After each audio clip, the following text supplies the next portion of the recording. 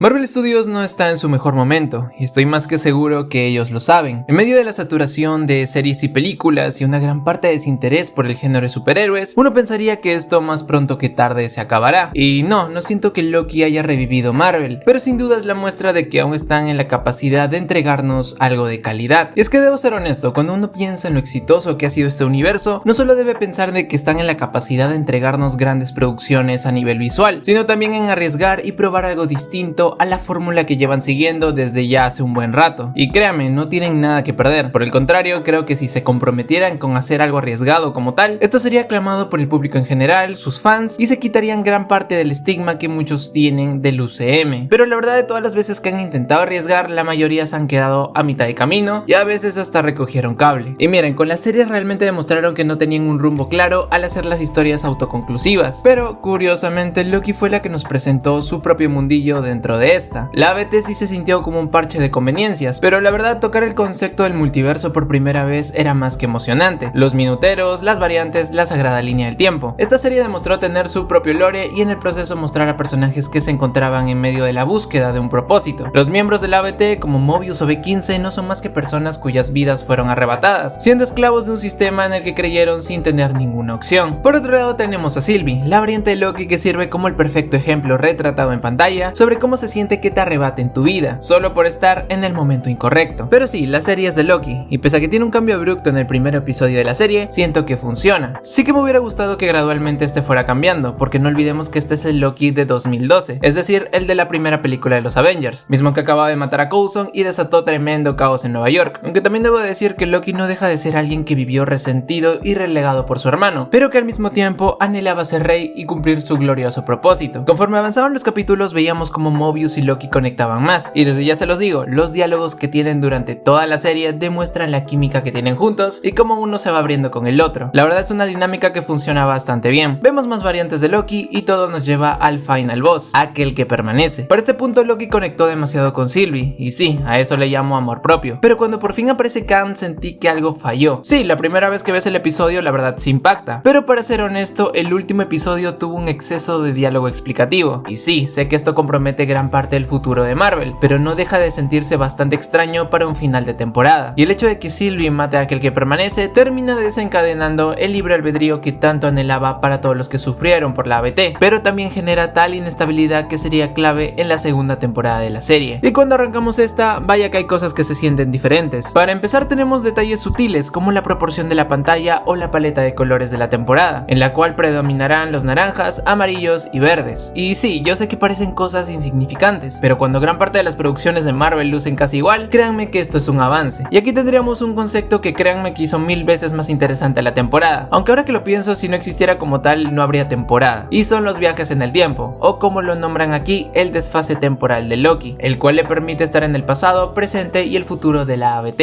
De hecho, jugarían constantemente con esto y en cómo presentan la información de cara a los siguientes episodios. Una de las mejores escenas es cuando Loki encuentra a Mobius y frente a los superiores de la ABT advierte sobre la llegada de Kang y el caos que se avecina. Encima le permiten a Tom Hiddleston lucirse. Otra cosa que me gustó es que si bien plantean total tensión durante todo el episodio, también tienen ciertas bromas y gracias a Odín funcionan. De verdad que un aspecto que a mí me saturó bastante es cómo querían apuntar a la comedia en gran parte de sus producciones, pero al final terminaban pareciendo casi una parodia de sí mismos. Pues aquí nada de eso. Si hay una problemática que comprometa el multiverso y su estabilidad, pues no lo tomamos con la seriedad necesaria. Y si hay algún momento en el que tenemos que relajar, pues lo hacemos. También tendríamos a un nuevo personaje, el cual se llama Ouroboros, o B para los amigos. Y sí, está interpretado por Ke Huy Quan. Ay, cómo olvidar cuando se ganó mi corazón en todas partes al mismo tiempo. Y bueno, en esta serie me quedó más que comprobado que este actor tiene un carisma y una facilidad con la que me encariñe con sus personajes que de verdad da miedo. La verdad es un agregado de lujo. Pero para detalles de lujo tenemos que hablar de los efectos especiales. Todo lo relacionado al telar temporal y cómo utilizarían ese escenario durante la mayoría del tiempo solo demuestra que necesitaron de una buena historia para enganchar al público. Y es que la serie tiene giros bastante interesantes. Por ejemplo, en el primer episodio vemos cómo el desfase de Loki lo manda al futuro y alguien lo poda, y posteriormente sabríamos que el propio Loki del futuro se podó. O también las grabaciones entre Renslayer y aquel que permanece, las cuales son escuchadas en el primer episodio y finalmente reveladas en el cuarto. Son esa clase de detalles que nos hacen ver que tienen un rumbo fijo y además nos dejan con la expectativa de qué pasará en el siguiente episodio. Y algo que sin duda me sorprendió es que finalmente una serie de 6 episodios funcionó, porque por ejemplo con Moon Knight el hecho de que solo tuviera 6 episodios obligó que el final se sienta bastante apresurado y que resolviera muchas de las tramas de forma muy sencilla. Sin embargo, aquí tenemos un problema clave: el telar se sobrecarga y no está conteniendo a las líneas temporales, por lo que Loki debe hacer hasta lo imposible por resolver esto mientras descubre cómo controlar su desfase temporal. Aunque ya hablaré de esto más adelante, porque si bien trae una dinámica interesante a la serie, también creo que trae bastantes conveniencias. Creo que el episodio que menos me gusta es el tercero, y no es malo, pero sinceramente creo que Victor Timely no tuvo la mejor primera impresión. El hecho de que sea tan elocuente y se emocione tanto con sus experimentos, a tal punto que parece que va a sufrir de un espasmo, no me terminó de convencer. Afortunadamente este problema con él solo lo tendría en este episodio, porque la verdad más adelante hasta empatizaría con él. Hay un personaje que sin duda jamás pensé que me haría sentir perturbado, es Miss Minutes. Está loca, definitivamente está loca. Es normal que esta inteligencia artificial me dé más miedo que Ultron, y un personaje que sin duda no me terminó de convencer esta temporada fue Sylvie. Y la verdad me pareció extraño, porque al menos en la primera temporada su participación fue más que buena, pero aquí durante los primeros episodios empieza a ser algo molesta, sobre todo cuando no deja de recriminarle cosas que pasaron antes a Loki o hasta Mobius. Y puedo llegar a entender su punto, pero desde la perspectiva del espectador y cuando sabes que la ABT con la ayuda de Loki están intentando hacer lo correcto, pues sí llega a sentirse molesto. Además que siento que se apoyan demasiado en la temporada anterior a tal punto de que la relación entre Sylvie y Loki se siente algo estancada.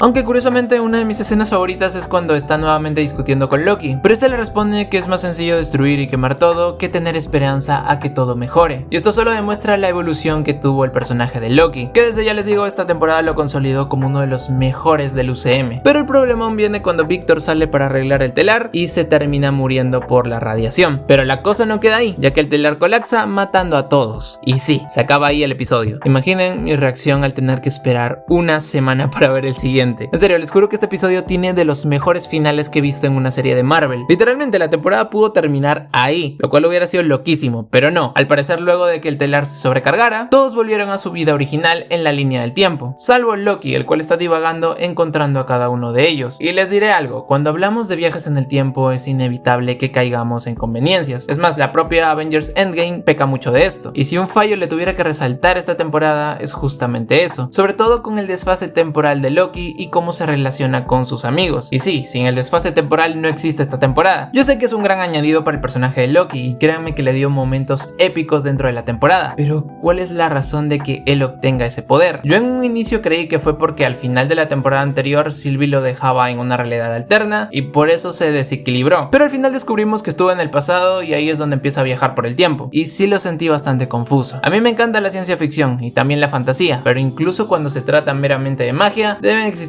normas a seguir y el desfase nunca queda claro del todo. Y hablando de, pese a que han pasado mucho tiempo juntos, yo no diría que Ove, Casey y B15 sean sus amigos como tal. La parte de Mobius y Sylvie la entiendo por completo, pero con los demás apenas podrían entrar a conocidos, aunque sí se entiende el punto cuando él dice que no quiere quedarse solo, problemática que probablemente siempre ha seguido el personaje. Algo que sin duda me encantó fue cómo las realidades morían tal como Mr. Fantástico en el multiverso de la locura. De verdad, esta escena en el capítulo 5 es la muestra de cuando estás en la capacidad de hacer algo distinto y con un propio estilo, y ya saben que siempre agradezco esta clase de cosas. Al final Loki logra controlar su desfase al darse cuenta de que se relaciona con el quién, y sí, es un poco relacionado al poder del amor y la amistad, pero lo maquillan bien. Al principio arranca con Loki retrocediendo una y otra vez con el fin de que Victor logre controlar el telar, pero el capítulo no se centra solo en eso, porque cuando finalmente lo logran resulta que el telar jamás podrá funcionar del todo, debido a que las ramas seguirán creciendo infinitamente. Así que Loki retrocede aún más, precisamente al momento en el que Sylvie mata a aquel que permanece, y aquí nuevamente nos revelan que este le puso todo el camino y le dio ese poder a Loki. Sin embargo, es un misterio el por qué precisamente él, aunque bueno, al menos le dieron una razón de quién se lo dio. Pero pese a todo, Loki no puede matar a Sylvie, y hasta retoma otros puntos en el tiempo, como cuando conoce a Mobius y tiene una de las mejores charlas de toda la serie. También retoma con Sylvie para decirle que la tiene que matar, y aquí se demuestra cómo si bien Loki evolucionó perfectamente esta temporada, el desarrollo de los demás personajes se siente estático, porque sabemos desde la temporada anterior que Sylvie cree firmemente en el libre albedrío, al igual que tampoco cree en el método de aquel que permanece, pero cuando Loki se lo dice en medio de la realidad colapsada, esta sigue empeñada en que no es así, por lo que Loki tiene la escena de la temporada, porque él es quien decide para destruir el telar y todo es genial aquí. La transición hacia el traje clásico de Loki y los visuales son maravillosos, humanos. Hace mucho que no me emocionaba así, y créanme que vuelvo a ver esta escena y definitivamente agradezco que nos hayan regalado esta serie. El telar es destruido, pero Loki se lleva todas las líneas de tiempo, dándoles una nueva oportunidad a todos. Y sí, Loki queda como aquel que permanece en un final bastante agridulce. Podemos entender que al final tuvo su trono y cumplió su tan anhelado glorioso propósito, pero también se quedó solo por los siglos de los siglos, y no olvidemos que ese era uno de sus mayores miedos. Es más, la expresión final de Loki me dejó bastante confundido y hasta algo melancólico, y creo sinceramente que el personaje de Kang o aquel que permanece puede ya tener su conclusión, por lo que nos dan a entender con este final, ya que el libro del ABT nunca llega a sus manos y el trono es ocupado por Loki. Digo más que nada esto por la polémica en la que se vio envuelto el actor, y bueno, también puso muy en desventaja su continuidad en el papel. La verdad, si del futuro del UCM se trata, pues no me queda muy claro por dónde irán, pero como serie en solitario, que es como siempre evalúo esta clase de productos, me parece fantástica. Es más, si la comparamos con lo último de Marvel, sinceramente es un sobresaliente. The Marvels.